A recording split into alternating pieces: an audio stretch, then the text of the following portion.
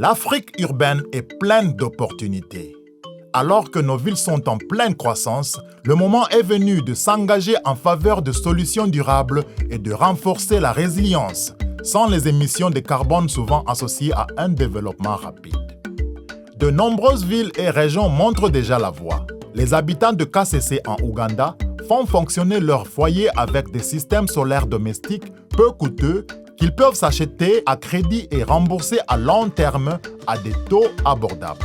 À Lilongwe, la capitale du Malawi, les communautés transforment en compost les déchets organiques qui auraient autrement pollué leurs rivières.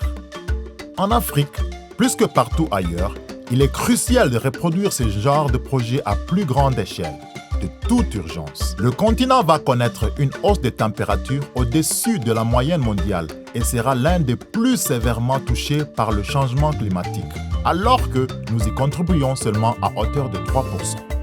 Dans un monde où les efforts d'adaptation au climat sont insuffisants, l'Afrique pourrait perdre 6% de son PIB en pertes résiduelles à cause du changement climatique. Mais nos populations sont résilientes et nos dirigeants peuvent saisir l'occasion unique de créer des villes adaptées au climat et résistantes aux crises. La Convention des maires en Afrique subsaharienne, comme ça, accompagne les villes signataires pour atteindre leurs objectifs climatiques et énergétiques en leur apportant un soutien pratique, une assistance technique et un accès des partenariats.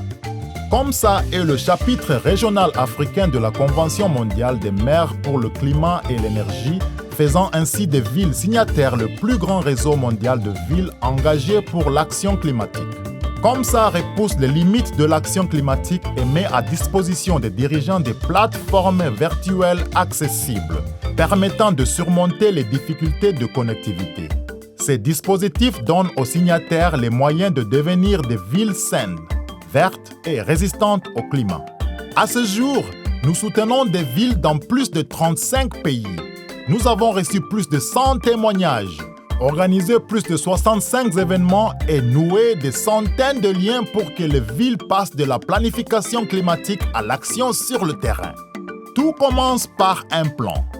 Les villes élaborent des plans d'action pour l'accès à l'énergie durable et le climat pour définir leur base de référence et obtenir un aperçu de la ville si elle devait suivre son développement actuel.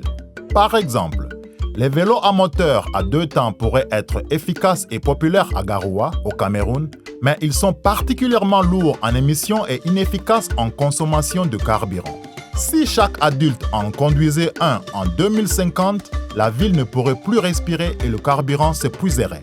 À Bobo-Dioulasso, au Burkina Faso, l'abattage d'arbres pour en faire du charbon de bois dans ces forêts n'a pas de conséquences dramatiques sur celles-ci pour le moment. En revanche, si chaque famille coupait un arbre par semaine jusqu'en 2050, la ville verte deviendrait bientôt un désert. Les projets d'infrastructures urbaines à faible émission de carbone peuvent changer cet avenir, en minimisant les émissions futures tout en permettant aux citoyens d'avoir accès à des services essentiels tels que l'énergie, l'eau, la mobilité et l'assainissement. La clé d'un avenir durable, le financement. Mais seuls 3% de fonds mondiaux sont actuellement destinés à l'Afrique.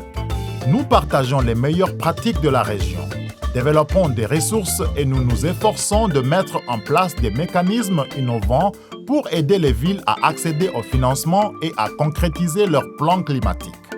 Au Bénin, le gouvernement national et le FENI ont réussi à diriger le financement du Fonds vert pour le climat vers la commune de Kopargo, leur permettant de construire un bassin de rétention d'eau et une digue. Ayant désormais plus d'eau à leur disposition, les agriculteurs en bénéficient pour diversifier leur culture et dynamiser l'économie locale. L'Afrique a besoin de centaines de projets inspirants tels que ceux-ci. Mais toutes les villes n'ont pas encore les compétences, les capacités ou les règlements en place pour y arriver. Voilà pourquoi les partenariats établis par COMSA et GECOM sont essentiels. Les villes ont accès à un soutien d'experts techniques, de chercheurs, de bailleurs de fonds et d'organisations de la société civile. Elles peuvent également échanger sur leur expérience et apprentissage lors d'événements sur place ou en ligne organisés spécialement à cet effet. une fois que les villes africaines s'engagent à agir en faveur du climat, comme ça, les accompagne sur leur chemin vers la durabilité.